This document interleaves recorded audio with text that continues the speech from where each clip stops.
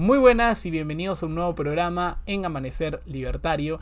El día de hoy, señores, tenemos una muy buena noticia para disfrutar. El programa de hoy va a ser más para disfrutar que no para sufrir como los anteriores. Pero el día de hoy tenemos la siguiente noticia, que es que el ex ministro de Economía, Luis Miguel Castilla, ha humillado a Pedro Franque y ha pedido su renuncia. ¿Por qué? Porque estás dejando un desastre en el Perú, una crisis económica muy fuerte que se nos está gestando producto de las malas decisiones de un gobierno nefasto que es obviamente estatista. ¿Qué es estatista? Bueno, el pensamiento de Pedro Castillo y demás personas es que el Estado resuelva los problemas que hay en la sociedad. Y eso es de una fatal arrogancia, como decía Friedrich von Hayek, enorme. ¿Por qué? Porque no se pueden arreglar los problemas de la sociedad desde arriba. No se puede. El Estado carece de incentivos económicos para realizar bien las tareas y las funciones que se le asigna. Y también es imposible que las haga aunque tuviera los incentivos. ¿Por qué? Porque existe un teorema desarrollado por la Escuela Austríaca de Economía, que se llama el teorema de la imposibilidad del socialismo, que dice que el Estado no puede hacer cálculo económico. Por lo tanto, el Estado no sirve. Y no solo lo dice la Escuela Austríaca, sino también la Public Choice y demás otras escuelas que ven al Estado como un mal. Entonces, esto sí, Luis Miguel no es austríaco ni nada, pero más o menos sabe ver que el Estado no es muy bueno que digamos para resolver los problemas, y por eso ha dicho lo siguiente. Vamos a leer acá. En una entrevista con Perú 21 TV, el ex ministro de Economía Luis Miguel Castilla comentó que el gobierno de Pedro Castillo no tiene dirección. En la misma línea, Castillo criticó el papel del actual ministro de Economía Pedro Franque. Vamos a ver qué ha dicho. Yo creo que Franque se ha creído que la bonanza tributaria va a durar para siempre por estos pagos de deudas tributarias de algunas empresas en vez de fortalecerlas. ¿Qué quiere decir con esto? Bueno, lo que pasa es que Pedro Franque quiere hacer un aumento de impuestos. Como lo ven aquí, va a haber un incremento de tasas y endurecimiento de condiciones fiscales a los formales. Esto es lo que está planteando Pedro Franque en su reforma tributaria. ¿Qué significa esto? Bueno, robarle más a la gente. Ya saben que para el liberal libertario los impuestos son un absoluto robo. ¿Por qué? Porque no son voluntarios, por eso se llaman impuestos. Los libertarios creemos en que todas las relaciones personales y privadas deben ser de manera voluntaria. ¿Qué hace que yo, dándote un producto y tú que me des tu dinero, no sea un robo? La voluntariedad, porque tú me quieres dar 2 soles por un agua y yo te doy el agua, etcétera. Eso no es un robo porque es consentido por ambas partes. ¿Qué hace que los impuestos no sean un robo? Absolutamente nada. Lo son porque una parte se beneficia a costa de la otra. Millones de peruanos que podrían destinar sus recursos para alimentar a sus familias, para crear un mejor futuro para ellas, se ven privados de recursos para que el Estado haga lo que quiera con ese dinero. Encima lo hace mal. Aunque lo quisieran hacer bien, no pueden hacerlo bien porque ya expliqué que existen leyes económicas que lo impiden. El Estado es una rémora. Incluso yo me animaría a decirle un parásito que no sirve absolutamente para nada, en mi opinión. Entonces lo que quiere hacer Pedro Franque es que, miren, el Perú tiene más o menos un 70-75% de informalidad. Lo que quiere hacer Pedro Franque es al 30%, que todavía se deja robar, absorberles y quitarles muchísimo más dinero. O sea, eso no tiene ningún sentido. O sea, los pocos que tributan o los pocos que se dejan robar en el Perú, en mi opinión, les quieres quitar muchísimo más. Los quiere exprimir como si fueran naranjas. ¿Esto qué va a provocar? Más informalidad. Va a hacer que los pocos que tributan se salgan de la formalidad y dejen de tributar. O sea, es un círculo de decadencia en contra del Estado, porque la gente no es tonta. Aquel que se deja robar es porque tiene dinero para soportar las cargas tributarias, pero si eso llega a cambiar, bueno, va a pasar lo que queremos. Y bueno, eso va de financiar al Estado, que en mi opinión debería ser correcto. A ver, nosotros, para que entendamos, la pobreza no se combate con el Estado, se combate a través de la generación de riqueza, la acumulación de capital, la libre empresa, que la gente pueda desarrollar su proyecto de vida sin que el Estado se meta en sus asuntos. Así es como se genera riqueza. Si la riqueza se generara mediante la redistribución y el robo que hace el Estado, quitándole a unos para dárselo a otros, ahorita África debería ser el continente más desarrollado del mundo y Argentina debería ser un paraíso, pero no lo son. ¿Por qué?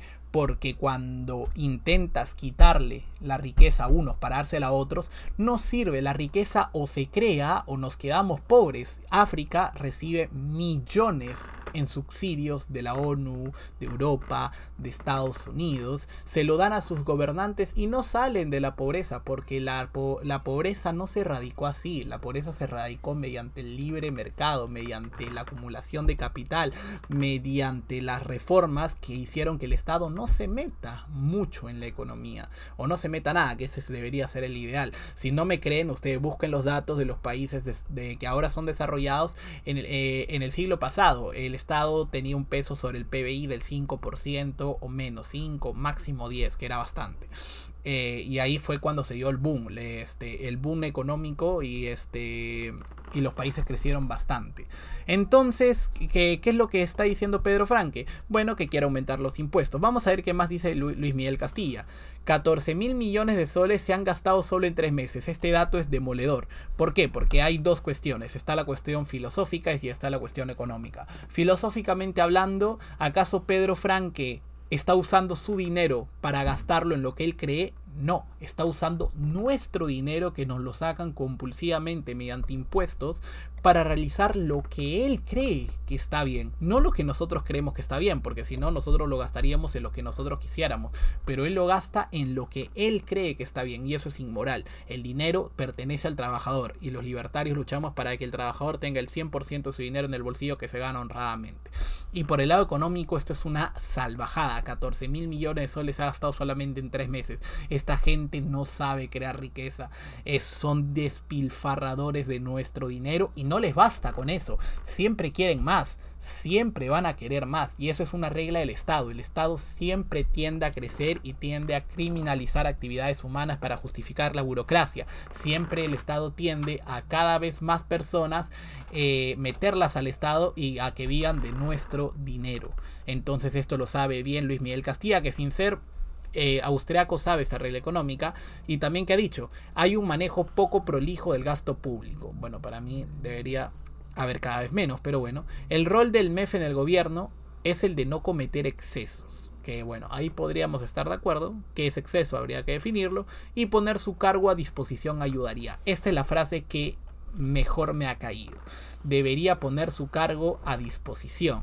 Entonces le está invitando a renunciar, porque el tipo es una persona totalmente incapaz, que quiere meter las manos del Estado en cada vez más actividades económicas humanas, y no se da cuenta que justamente ese es el problema. Pero como él tiene ideología socialista, para él cree que redistribuyendo, que el Estado tenga cada vez más participación, todo se va a arreglar, cuando el Estado es el problema. Y eso es lo que no entiende mucha gente de izquierda, y también no lo entiende mucha gente de derecha, que el Estado es el problema. En mi opinión, en mi humilde opinión, y de las corrientes y las escuelas que yo sigo, el Estado siempre va a ser el problema. También lo leemos aquí. Del mismo modo, el exministro aseguró que el aumento de la remuneración mínima es una decisión cuestionable. Es una medida demagógica y populista, porque no llega ni a 400.000 trabajadores, y esto no afecta a las grandes empresas, sino a las pequeñas que están en la formalidad. Totalmente de acuerdo. Y todavía, y esto no es solo exclusivo de la izquierda, alucinen que no, o imagínense que no, para hablar con propiedad, imaginen que no, sino que esta medida también la apoya mucha gente de derecha, mucha gente, y para mí están totalmente mal. El Estado no debería definir qué es salario mínimo. ¿Por qué? Porque cuando lo hace, a ver, primero entendamos lo siguiente. ¿De dónde sale el salario? De la productividad del trabajador y de la acumulación de capital que haga el empresario. Si tú eres muy productivo, ganarás más, etcétera. ¿Qué es lo que pasa? Que hay trabajadores que no son tan productivos porque no han estudiado o no tuvieron las condiciones necesarias para poder ir a una universidad o a un colegio, etcétera, y el Estado les pone un salario mínimo. Esas personas no alcanzan esas cuotas de productividad, y por lo tanto no pueden ganar ese dinero que pone el Estado. Por ejemplo, ellos producen al empresario 700 soles, y imagínate que pone ese salario mínimo en 1.000 soles. ¿Qué va a hacer el empresario con ese trabajador? Lo va a tener que despedir, básicamente, o lo va a tener que mandar a la informalidad. Entonces el salario mínimo no sirve, señores. Lo que tenemos que hacer es eliminar el salario mínimo. Si lo eliminamos, la gente piensa que va a ganar menos, van a ganar miserias. No, o sea, es que el salario no se gana mediante decreto ley, se gana mediante productividad. Eso no tiene nada que ver el Estado. Diga lo que diga el Estado, el trabajador va a seguir ganando en forma de su productividad. Pero si el Estado criminaliza el trabajar, bueno, va a haber más desempleo. Pero bueno, ojo, y esto es algo que antes de terminar el video tengo que decir. Las grandes empresas están a favor del salario mínimo, obviamente. ¿Por qué? Porque las grandes empresas no se ven perjudicadas. Ellos podrían poner el salario mínimo en 8.000 soles y como son y tienen mucho capital les va a dar igual o lo van a poder soportar. Los que les duele la subida del salario mínimo son las pymes que no aguantan la subida del salario mínimo. Entonces lo que hay que hacer es quitar esto y por supuesto pensar en otras formas de ayudar al trabajador, que es quitando al Estado de en medio. Y ahora sí, muchísimas gracias por haber visto este video y nos estamos viendo en el próximo programa. Un saludo y hasta pronto.